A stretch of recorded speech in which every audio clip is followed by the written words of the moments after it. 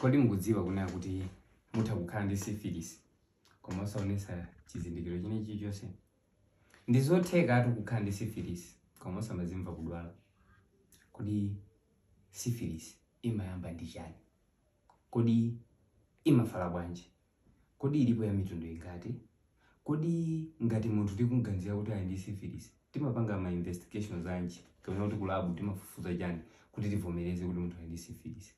Kodi ndi zikhulupiriro ziti zolakwika zimene anthu amaona zokhuza syphilis?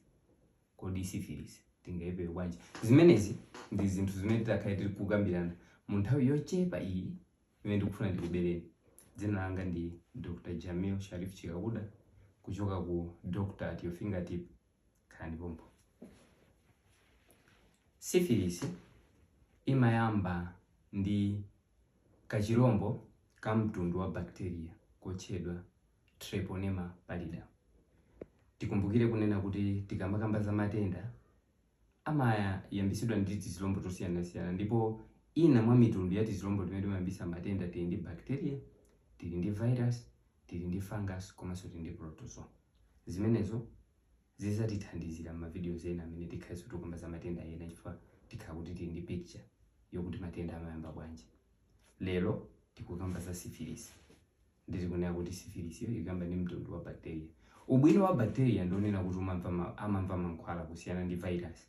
Ndi chifukwa chake kuti treatment ya HIV imavuta chifukwa virus ndovuta. Maonera pamene bacteria ndizotheka treatment imakhalapo ine munthu amakhala bwino kachirombo kamene kamatha kudani kuferatu. So syphilis imafala mu njira zingapo. Njira yoyamba kugonana ndi munthu osadziteteza. By that ndikutanthauza kuti kankazi kabwino kamamuna kabwino plane ndoti mukamenya plane ndikuti nokena kuchani mwatenga syphilis. Njira yachiwiri, magazi achepa mthupi, mukulandira chani magazi pachizungu amati transfusion. Magazi ngati mukulandira kuti munthu ali ndi syphilis ndi unanso mutha kudani kuitenga. Njira yachitatu, mother to child. Amayi ngati ali ndi syphilis amatha kumpasira mwana osabadwa, ndipo mwana amazabadwa ndi chani syphilis. Njira yomaliza ndi ndiyofanana ndi njira chani wakuzani yakule ninja imene ndi njira yogwirana zopano. Anthu aona ngati kuti kisi palibe chopi koma mutha kutenga syphilis kudzera mu kisi. So kodi syphilis ilipo ya mitundu ingati? Syphilis iyo ilipo ya mitundu yosiyana. Basically ilipo ya mitundu iwiri imene yonseyo imakathera ku mitundu ina itatu. Zimenezo tikhati kukambirana pano.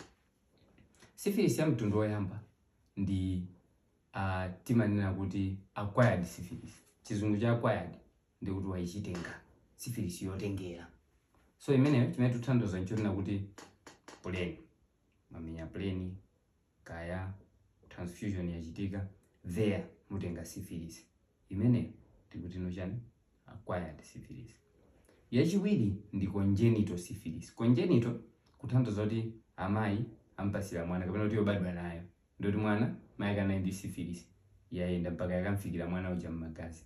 Imeneyo imatchedwa congenital syphilis. Now acquired syphilis ndi congenital syphilis zonsezo zimakathirano mu mitundu itatu ya syphilis imene timanena kuti primary, secondary ndi tertiary. Chichewa cha primary palibe, secondary palibe, tertiary palibe. Koma nene kuphwekesa zinthu tingotenga syphilis ngati mwana akakhala ku primary amakhala okuti titha kumpanga control.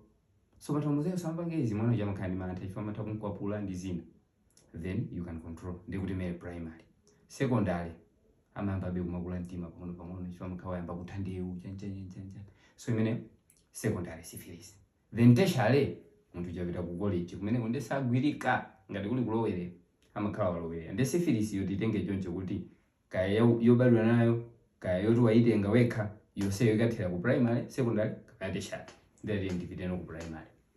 Primary syphilis ndi janimanena kuti munthu amatha kukhala ndi syphilis osadziwa. Because chimene chimachitika no kumeneko ndichona kuti munthu umatha kungotuluka kachilonda pa site imene syphilis yalowerapo. And commonly tifanana kuti sexually transmitted ndekuti pa shaft kapena akazi ndikuti pa site pacha.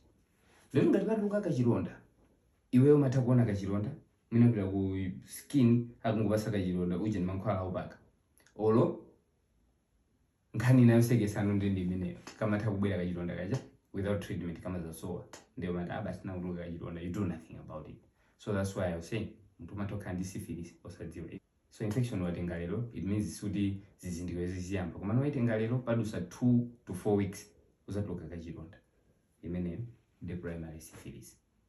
Basi umakhala nkuona ngati uli popo syphilis yayikuswanabe kuti zathani nawe ndikamaswanabe imaza kutengera no ku secondary.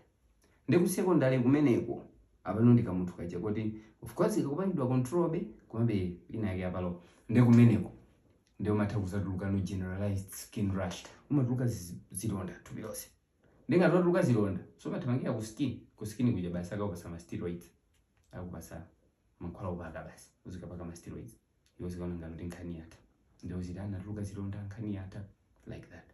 Komanso pena umatha kupeza kunena kuti no tizilonda lomwe pamene palowera syphilis umatha kupeza kuti muja primary maloluka kamodzi now you have multiple lesions tizilonda tambirimbiri tizilonda tambirimbiri kandi ushafti kumweta mbirimbiri tizathaso kusowa toka like that. That's why mana kuti umatha kukhala ndi syphilis munthu osadziwa ndio umatha kupeza kuna kuti mwina zilonda kandi syphilis yalowera pakamwa utuluka zilonda pakamwa kumati zilonda za mutu ndizimazasowa zoka basi upeza kuti kumene zilonda nkamwa mwini mati basi zilonda chabe because masowa without treatment uzoteka.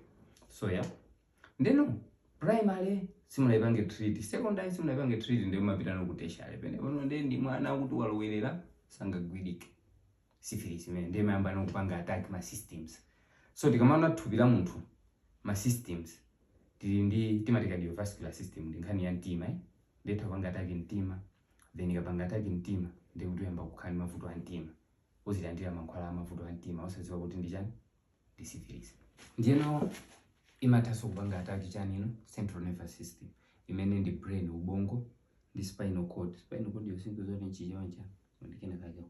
So ikapanga attack zimenezo ndi munthu umabayalika umatha kupeza kuna kuti kumayiwala umatha kupeza kuti kumakomoka umatha kupeza kunena kuti mpaka namba konse zindikiro ngati meningitis kumakhosi then ikamapitirirabe mpaka munthu umazayamba misa penga misa ndithu chifukwa ndi chani syphilis ndiopsa yeah.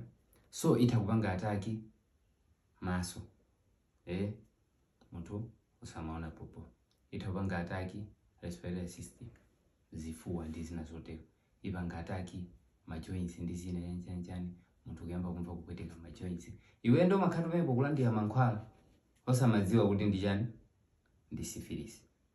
Zonsezo zimachitika mu tertiary chani stage.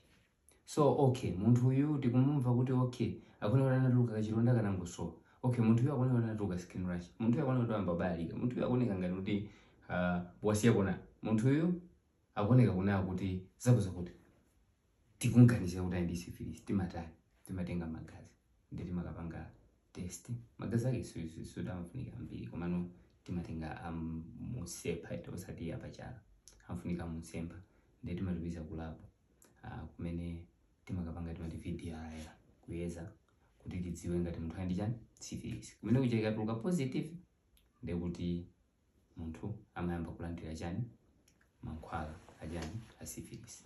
Kodi ndi zikhulupiriro ziti zabodza zimene anthu ali nazo za syphilis? Number 1 munthu utha kutenga syphilis kudzera pa mtondo wa toilet ndi zabodza. Ndi kovuta kuti apange survive pamene pali mpweya pamalo poti pakumabwera air because iwo amafuna azikhala malo na kuti ali covered popo.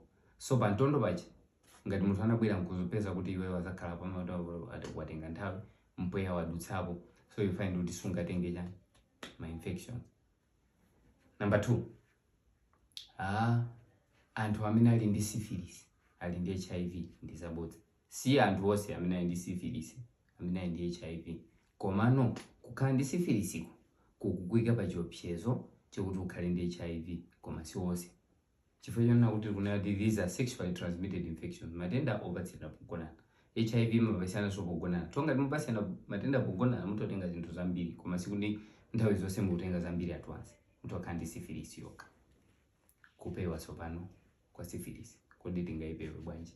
Chinthu choyambirira ndi kuziletsa, chizungu abstinence, kuziletsa. Sonse mpanga zadama, usimpanga zosatama, zozausatama zisi. Komano kuziletsako kwavuta ndikuti mutha kuuza jani macondoms. Mukuuza macondoms pamene poto ukumbukirani kunena kuti so transmission ina ya kiss. Macondoms wangoteteza transmission ya mbalina. Yeah, so you can use condoms. Chinthu china ndicho kuti kukhala kukhulupirika kwa chikondi mmodzi. Chifukwa ngati uli ndi wachikondi mmodzi mupita mukayezetsa mukaona kuti muli popo, ngati musakuyendayenda nonse mukhulupirika limodzi popo, ndoti you can never have transmission of sexual transmitted infections, in this case syphilis. Yeah, chinthu china chofunikira kuti mupewe syphilis ndicho kuti mukangokhala kumapita kukatani kukayezetsa kuti okay, tufanira ngona ngati ndi syphilis ukangopanga check simuloza kanthu chifukwa chonena kuti ikapezeka mwachangu kuti mwayipezera ku primary kamwana kakang'ono katheka ukapanga control, maone. So yeah, imeneyo ndi nkhani yomwe ndinali nayo yokhuza syphilis. Ngati muli ndi funso lokhuza syphilis ndikuti musiya mu comment section. Ngati mukuganizira kuti muli ndi syphilis ndeno nkhani yabwino ndiyo kuti ineyo ndikupereka ma consultation aulere, mutha kundifunsa ndikuwuzeni kuti treatment yake imene mungayuze ndi chani, mupange chani ngati mukuziganizira kuti muli ndi chani syphilis. Mutha kundiyankhula pa namba ikuoneka m'munsi ndikuti tipanga zonsezo. Kodi wiki yamawa mukufuna ndilongosole za matenda anji? Tasiyani comment m'munsimu, osayiwala kupanga like, share komanso subscribe ku YouTube channel ino kuti izizi zisamakuduse.